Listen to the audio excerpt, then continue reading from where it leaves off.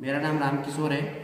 मैं आज आपको 680 किलोवाट स्नाइडर इन्वर्टर है, उसमें एसी और डीसी ब्रेकर में स्प्रिंग चार्ज करने के लिए यूज में आने वाली मोटर है, उसको रिपेयर कैसे किया जाता है और कौन सा पार्ट टूटता है, तो उसके बारे में मैं आपको दिखाऊंगा और उसको रिपेयर भी करूंगा और चला के भी दिखाऊंगा।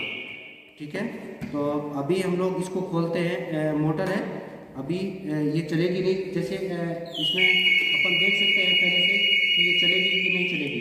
तो जो पार्ट्स टूट जाता है किसी भी मोटर का, तो ये नॉन ऑपरेटिंग में रहेगी, बट सप्लाई यहाँ पे जाती रहेगी।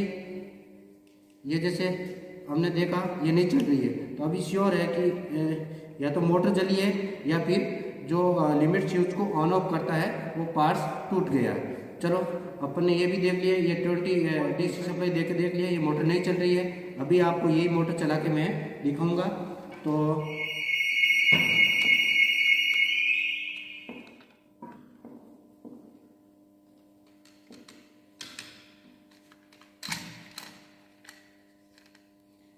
ये जैसे इसका स्क्रू खोल दिया है और ये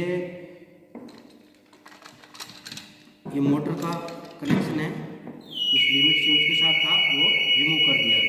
अभी हम लोग इस पे कौन सा, देखो पार्ट्स कौन सा है, वो पार्ट्स कौन सा है वो पार्ट्स मैं आपको दिखाऊंगा कौन सा टूटता है। ये जो लिमिट स्विच है इसके यहाँ पे एक पार्ट्स लगा होता है, जो मैं नया बना के लेकर आया हूँ। ये जो नया बनाया हूँ, ये पार्ट्स इस टाइप यहाँ पे होल्ड रहता है और इस लिमिट स्विच को ऐसे इस तरीके से ऑन ऑफ करता है। अभी ये जो पार्ट्स है वो अभी मेटल का बनाया है, जबकि पहले यहाँ पे प्लास्टिक का था। और इसको यहाँ पे एक होल्ड करने के लिए जो होता है पार्ट्स, ये देखो ये जो है इस तरीके से यहाँ से यहाँ पे रहता है, यहाँ पे ये जो है, तो ये टूट जाता है। टूटने की वजह से ये प्लास्टिक का जो पार्ट्स है वो गिर जाता है, गिरने के बाद में कहीं डैमेज हो जाता है इसके बीच में। इसमें अपन क्या करेंगे, यहाँ पे जो ये जो पार्ट्स लगता है वहाँ पे अपन करेंगे होल इस ड्रिल मशीन के साथ। इस ड्रिल मशीन से इसका होल करेंगे। मान लीजिए ये होल अपन ने, ये होल हो गया, ठीक है। ये तार है, ये GI तार है इसका, ये जो टूटा है वहाँ पे इसका एक ऐसा टॉप बना के अपन करेंगे, ताकि ये जो इसके अंदर लगाएंगे ना, तो वो टॉप अपन इसी तार का बना देंगे ताकि निकलेगा नहीं। ठीक है, ये अभी मैंने तार का मोड़ के तैयार कर लिया है, ये तार का मोड़ के तैयार कर लिया। ताकि अभी ये है जो इसमें डाल देंगे अपन अच्छी तरह से। अभी ये अपन का काम करेगा, ये बना दिया। अभी इस होल में ये डाल के इसको इधर दाना तरफ मोड़ देंगे। चलो ये अपन इसको यहाँ पे लगाएंगे, ठीक है। इसको डाल दिया, ये अपन डाल दिया, ठीक है। इसका टॉप भी हो गया। और अभी नीचे से अपन क्या करेंगे, दोनों तरफ मोड़ देंगे और इसको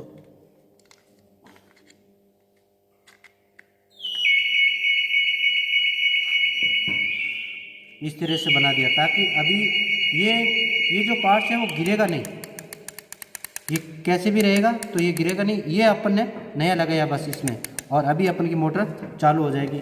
अभी चलते हैं अपन इसको वापस प्रॉपरली टाइट करते हैं, और ये प्रॉपरली बैठ गया। अभी अपन स्क्रू इसके अंदर डाल के प्रॉपरली एकदम मिस नहीं रहेगा। अभी हम लोग इसको टाइट कर लेते हैं पूरा।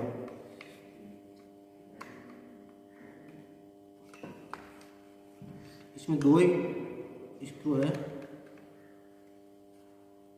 इसको अच्छी तरह से टाइट कर लिया। अभी ये टाइट कर लिया इसको, और अभी लिमिट स्विच के साथ इस मोटर का कनेक्शन है, तो प्रॉपरली मोटर का कनेक्शन अपन के साथ कर लेते हैं।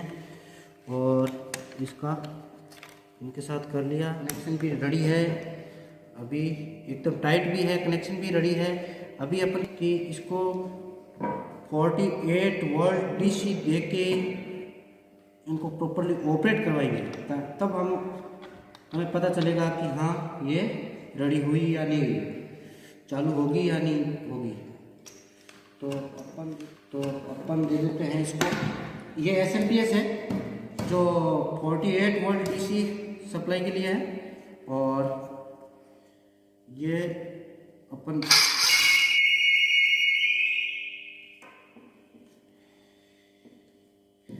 ये पूरा ऑपरेट हो गई। सेकंड बार और ट्राई करते हैं।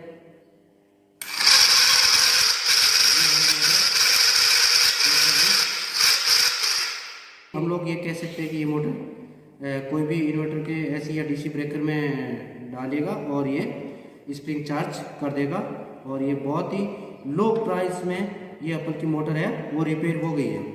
तो ऐसे ही अगर कोई भी किसी भी इन्वर्टर मतलब 680 का इन्वर्टर है और उस ब्रेकर के अंदर कोई भी मोटर फेलियर होती है, तो ये देख लेना कि मोटर नहीं चल रही है। तो एक बार अगर मोटर जली हुई नहीं है तो ये पार्ट ही टूटता है, मैक्सिमम पार्ट यही टूटता है, और इसको अपन इस तरीके से रिपेयर कर देंगे।